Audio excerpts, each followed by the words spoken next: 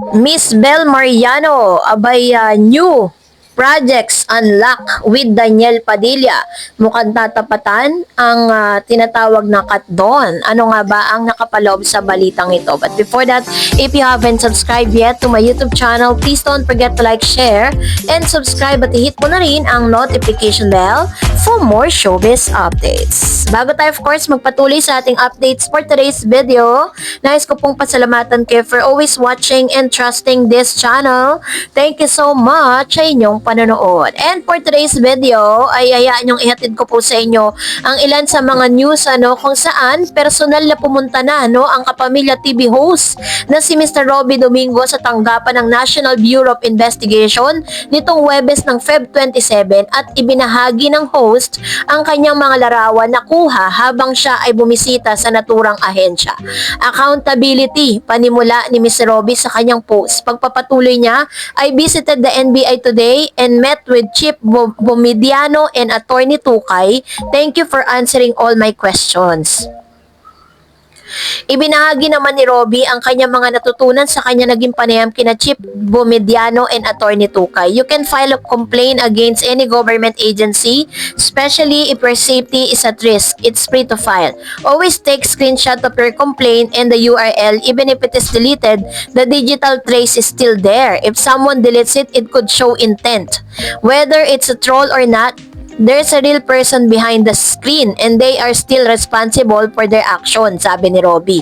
Pagpapaalala niya, remember, every action has a consequences, whether online or offline. Let's be kind and take responsibility. Natatandaan kamakailan lamang ay pumalag si Robby sa isang comment ng netizen sa naging pagbabanta sa kanya ng netizen na makatanggap siya ng malalang pambabash kapag sinubukan niyang asarin sa isa't isa sina Catherine Bernardo at Donnie Pangilinan.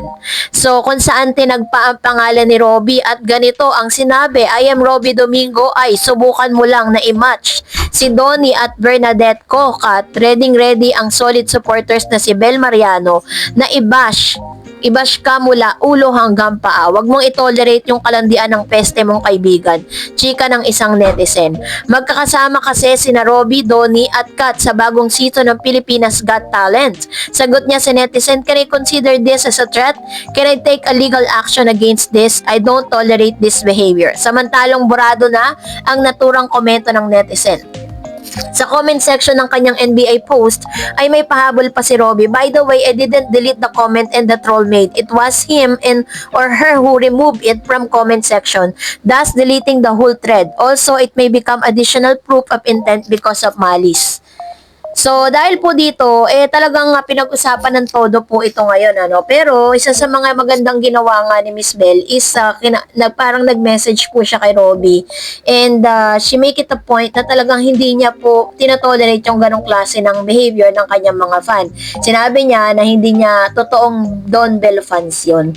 So, ngayon naman, pinag-uusapan po ito ngayon sa social media kasi meron daw pong tapatang magaganap between Catherine Bernardo, Donnie Pangilinan, Mr. Daniel Padilla and Miss Bel Mariano na magsasama sa pelikula.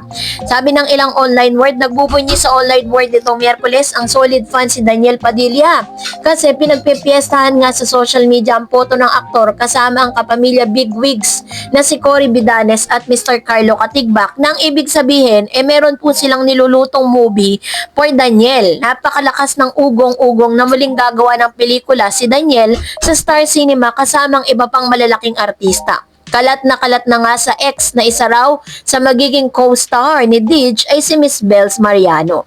Ang bongga kapag nagkataon na matuloy yon, kung magkasama ngayon sina Catherine Bernardo at Donnie Pangilinan sa Pilipinas Got Talent Season 7, may Daniel at Bel naman palang proyekto na dapat abangan. So, excited na po ang ilang mga fans. Anyway, dahil din sa huge success ng Incognito, hindi pa man ito natatapos, ay nakikipag-meeting na rin si DJ sa Star Creative Executive para sa next TV series niya. Ang dami nga ganap ni Daniel this year. Nakapag-record na rin siya ng bagong kanta niya, abangers na ang mga fans sa launching nito. Hopya nga rin ang mga fanay na sana raw matuloy ang inaabang malaking concert ng aktor.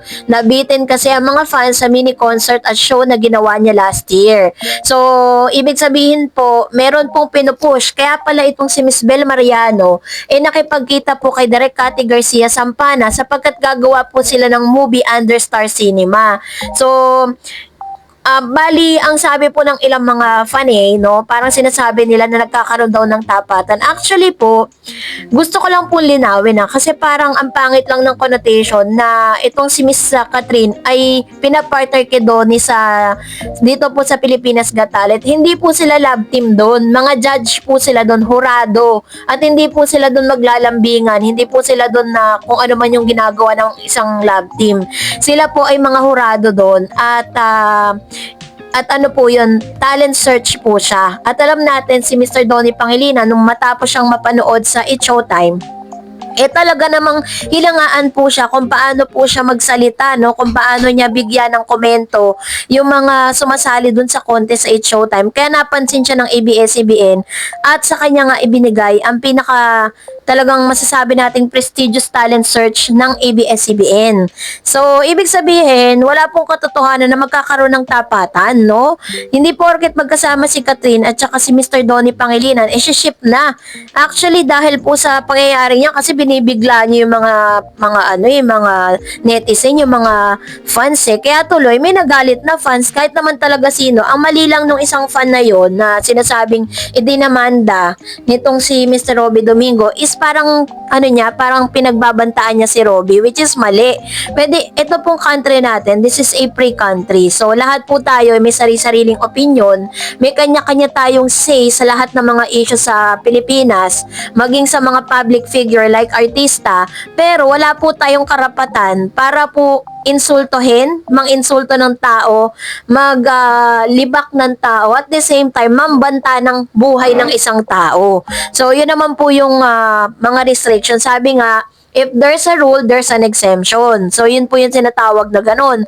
And ngayon, yung pong pelikulang gagawin na ito, hindi lang natin alam kung ano ang magiging parte ni Bel doon po sa movie ni Daniel, no? Hindi pa naman sinasabi magka-love team sila doon. Malay nyo, magkapatid, 'di ba? Pwede din na parang it's about the magkapatid era, 'di ba? Or pwede rin magka-love team kasi wala naman sa edad 'yan dahil usong-uso naman po sa showbiz yung pinagtatapat or parang pinagtatambal yung isang matanda, hindi naman matanda, kumbaga parang mas hindi sila magkaedad, ganon, hindi parehas ng generation, pero talagang sinusuportahan naman ng mga tao, 'di ba?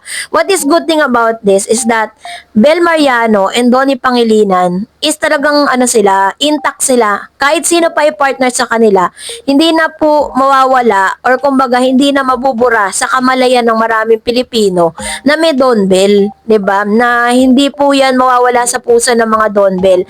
Actually po, kahanga-hanga nga itong si Bel dahil kaya niya na i-control at kaya niya po na parang pagsabihan yung mga fans niya na wag maging toxic, no? Yun po yung kanyang inassure kay Robby Domingo. Kaya naman, abang lang tayo sa mga solo era ni Donnie at ni Bel. And that's it for today. For more videos and updates, please don't forget to like and subscribe. And please don't forget to follow my Facebook page, Dar Eds TV. God bless everyone!